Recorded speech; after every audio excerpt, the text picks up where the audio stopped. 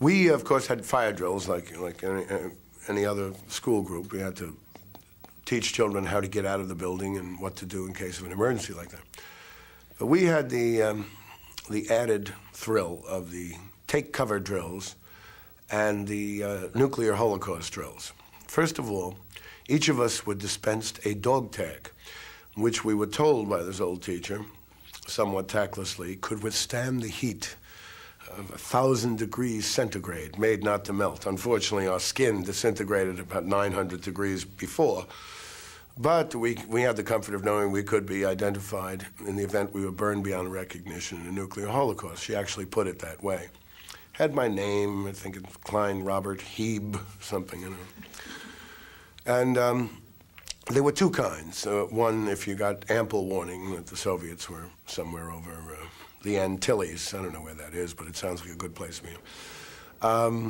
When they were some distance away and we had plenty of time. That is, we would get into the halls, line up along the side of the walls, cover our heads with our coats. Then there was a little more serious drill when the enemy was around 98th Street and Park Avenue.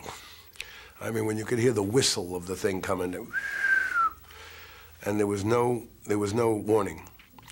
And the way they would do this is a monitor would come and turns out to have a thing for the teacher, when this monitor leaves, conduct a surprise take cover drill. And, you know, she'd go, she'd give it away, look at the class, sign it, and leave. Anyway, children, we were talking about Thomas Jefferson. Take cover!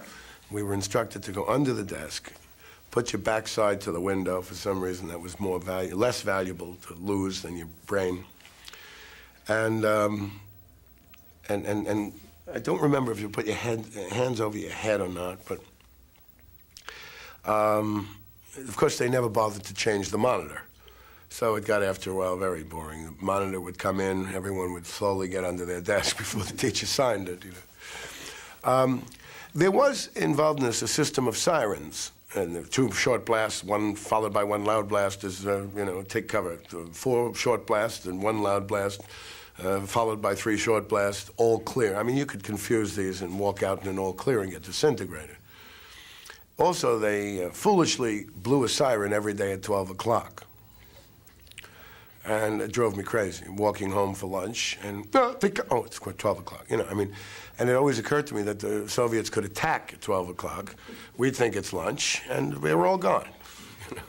It's bye-bye, baby. So it's funny that I had some dreams about it and thought about it. Also, there was a law which prohibited sirens on television programs. If you were watching Abbott and Costello, and there was a chase with an ambulance, hey, Abbott! And the siren started to go off for the ambulance, the sound would cut off on television. All stations were required to, just so it wouldn't confuse people.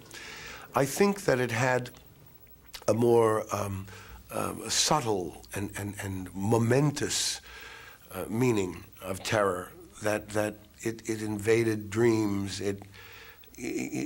You took it for granted after a while, like you take everything for granted, like you really didn't think it would happen. You know, we have all kinds of protection. After all, we'll do it to them. That was the truce of terror. Eisenhower called it, I've forgotten exactly how he articulated it, but it's true. It held up for many, many years. They knew they'd get it back and therefore didn't do it. But it was, I think, wearing. And it's interesting when you think about it, that our upbringing was strict and by the rules, and you didn't break those rules. That was to come later.